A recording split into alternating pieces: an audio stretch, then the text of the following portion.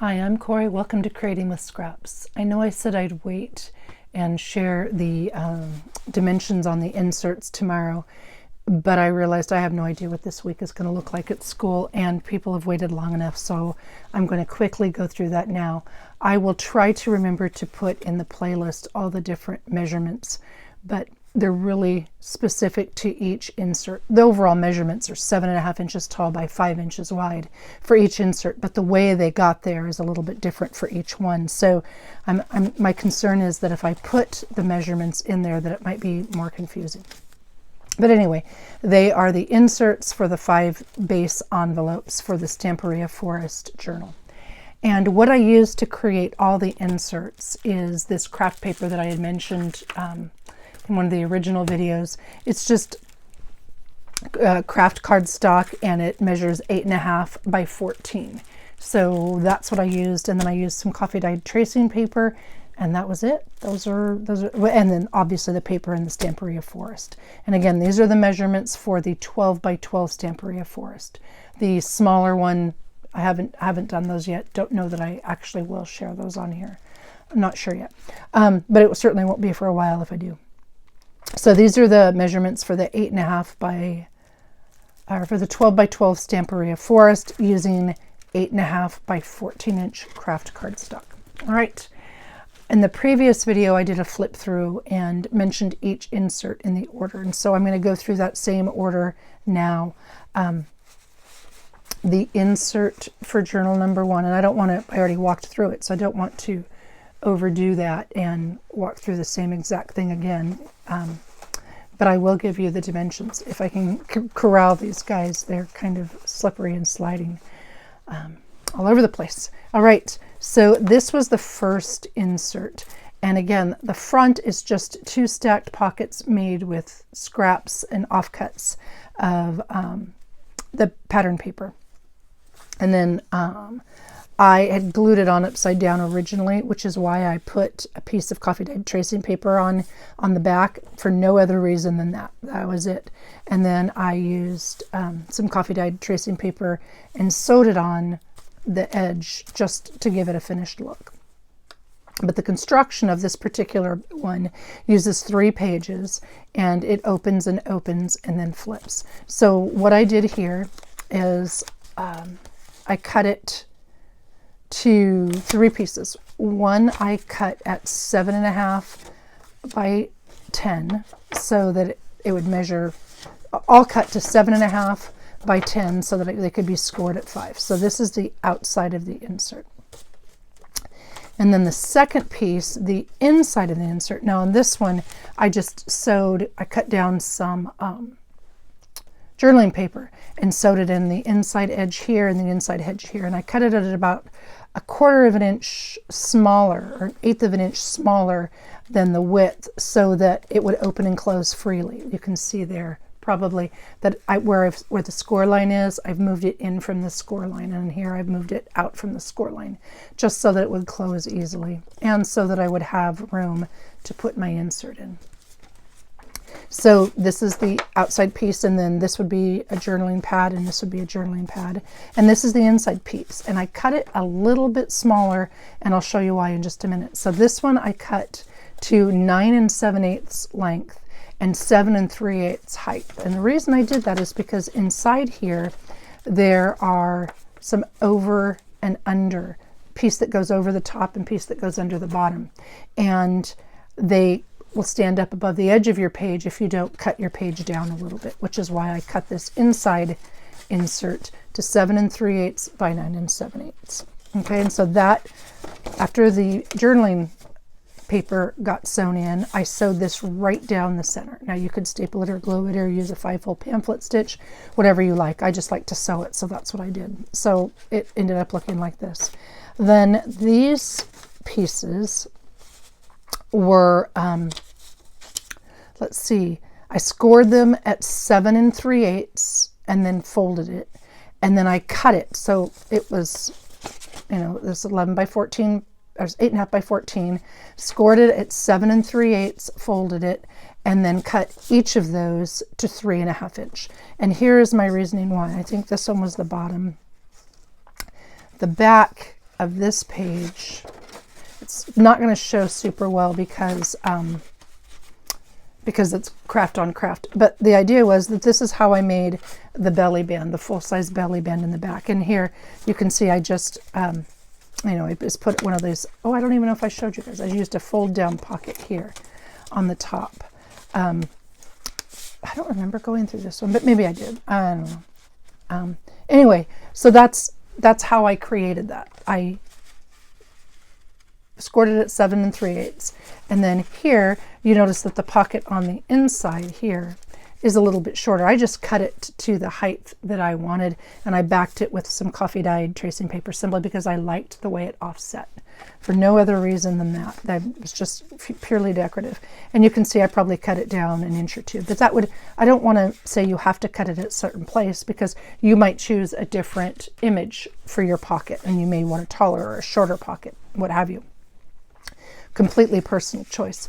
But that's the reason for the 7 3/8. And then I did the same thing with the other piece. So you've got 2 of the 3.5 inch pieces, right? And then again, just the one on the right, I tucked, here's my insert. The one on the right, I tucked up from the bottom. And the one on the left, I came over from the top. And again, I did that bottom journaling pocket, just cut it to the length that works for you. And then you've got that full-size tuck on the front. So those are the 3 pieces. Well, it's 3 pieces of paper, but 4 pieces for journaling, or for the insert number 1. Okay, so there's that one. And again, I'll try to remember to put those dimensions in the description box for you in case you need to refer back to it. All right, insert number 1. Insert number 2. This one is mostly about, see, they're sliding, mostly about the cover. So this one, I scored it at 5 inches, and then I folded it, and then I scored it at 10 inches, and I folded it. Okay, so this one is kind of like a trifold basically, but then I put another piece on the cover. But the base itself is just this. Scored at 5 inches, folded, scored at 5 inches again, or 10 inches if you don't want to fold it. And then I scored it, why did I not write that down? Okay, so I scored it at 5 inches. I scored it at, maybe I wrote that on the inside. Nope, I didn't. I'm not sure why I didn't. Scored it at 5 inches and at 10 inches. And then I, is this one a 14 inch? Yeah. And then I scored it at 12.5. So I'll write that down. Where am I going to write it down? And then score at 5, 10. Oh, I know why, because I said score at 7.5. See, because what I do, so I'll score it at 5 and then I fold it and then I score it at 5. But if you don't fold it, it would be scored at 5 and 10, right? And then, so this one would be the 5. So this would be 5 inches. And here I scored it at 7.5. So if you do like I do and fold it and then make the next score, your third score, so 1, 2, your third score would be at 7.5 inches. And I did that because this is 14-inch paper and my scoreboard is only 12 inches. So I needed to fold it here at 5 inches so that I could fit this on the score line. And then you just simply fold it back like this, right? So 5, 10, fold the first score line, and then fold it again at 7. So this piece from here to here would be scored at 7.5, all right? So I guess from here to here, it's scored at 7.5. And that is the inside piece. And now for the cover, what I did is normally this is 14 inches. I cut it to 11.5 inches. And then I scored at 3 7/8 and 7 7/8. And then I cut the height to 5 inches. So it just looks like this. It's an accordion. And it sits on the front like so. And then what I did was, I cut a little divot out back here so that that gets glued down to the back. Cut, and I'm not even centering this. But I cut a little divot out of the back. I usually use a 2-inch hole punch, but you can use any size. Cut a divot out of the back, and that's what gets glued down to the cover right here.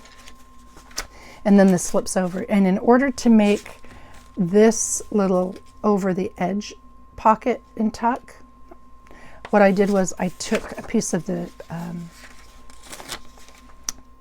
pattern paper and just essentially did this. We're going to pretend that this is cut, not torn. I took the pattern paper and I wanted to have a little bit of room for a pocket here, and so I took a little divot and then I just wrapped it around the front piece only. Remember it's an accordion or a trifold. I wrapped it around the front piece only. In this case, it was with that eagle image, and I wanted to get the eagle image. So I wrapped it around like that. Okay. And then I glued the top and the bottom, which gave me my pocket tuck spot here, and then my pocket tuck spot here. Then I took the whole thing and glued 3 sides and put the whole piece on the front. And again, I did the same thing here with this one. I just made a little edge for it because I had a little bit more of that paper, and I wanted to do that. And on the inside, I sewed a notepad. And all these pieces they're just pieces of coffee dyed tracing paper that I sewed on top of the base to make pockets. That's all this is here. On the inside, I tore the edge, but you certainly don't have to. You can leave it just as it is. And then glued down the top on that third fold. I glued down the top and the bottom to make a side tuck there while still allowing it to come out. I put a triple fold pocket there and then a full-size pocket here. Those are just offcuts or pieces of coffee dyed tracing paper to give you that look. All right, and there is insert number 2. Okay. Insert number 3 is a little bit different. It's the triangle one, and so this one I scored at 5 inches and 10 inches, right? Just like I did on the others. I scored it at 5 and 10. And then I turned it on its side, and because it's long and it's longer than my trimmer, I folded it over. I scored it at 7.5 because you want a 1-inch flap here for, not that one, this one, for this little piece, right? You flip it out, and this notepad flips up to give you more real estate in the back. And so you need this little flap to hold the notepad. So, so you score it at 7.5.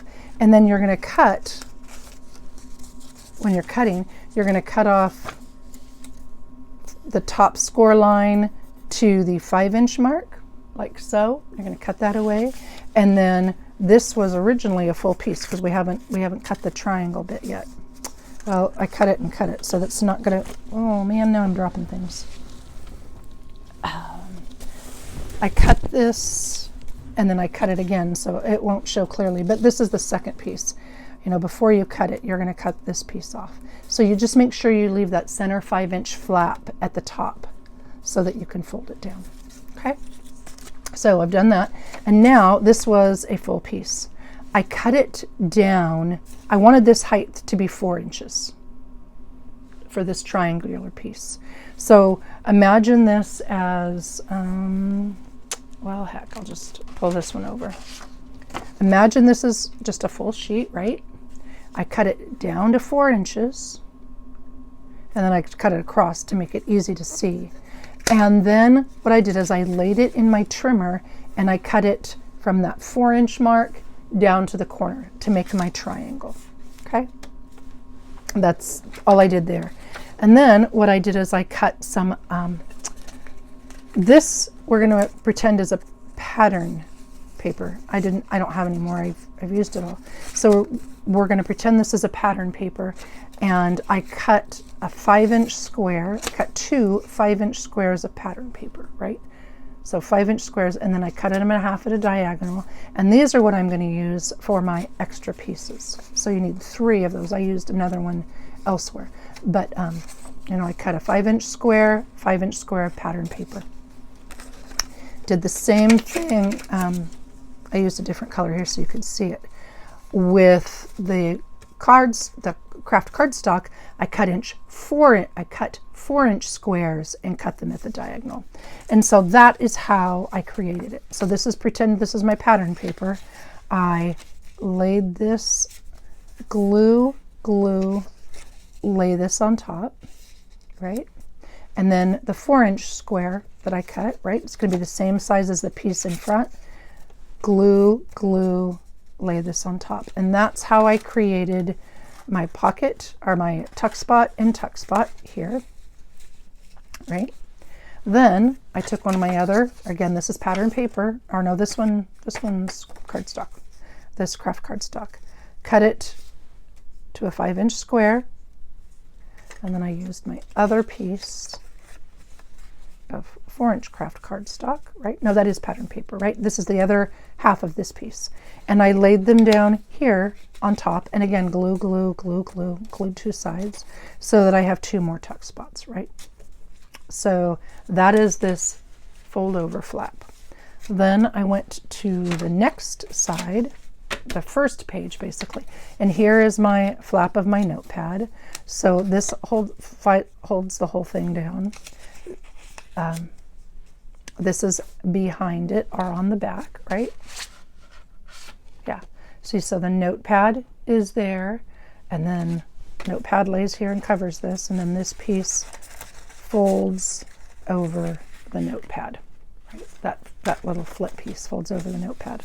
Then on this side, I essentially did the same thing. I took the 5-inch section of the remaining section, a 5-inch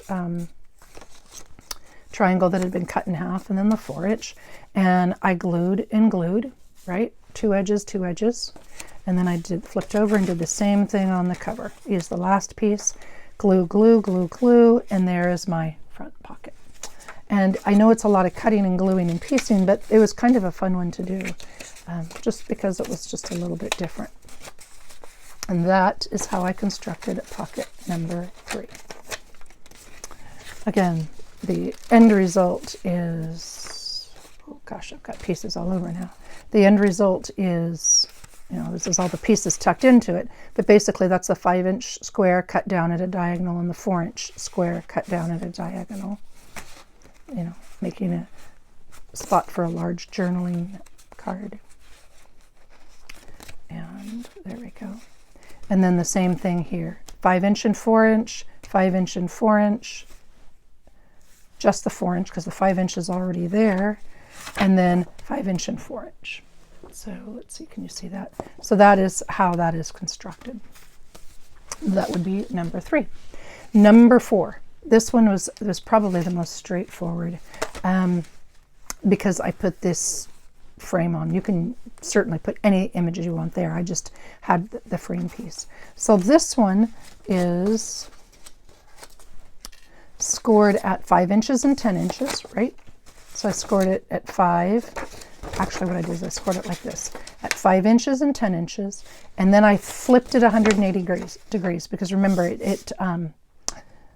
my scoreboard is only 12 inches long. And then I scored it at, I took this edge piece right here and I scored it at 1 1/4 inches. All right. Then I turned the whole thing sideways and scored it at 7.5 again because the height of these is 7.5. And what I did was I had to make sure that I turned it the right way because remember, this is the front. This little flip out is the front.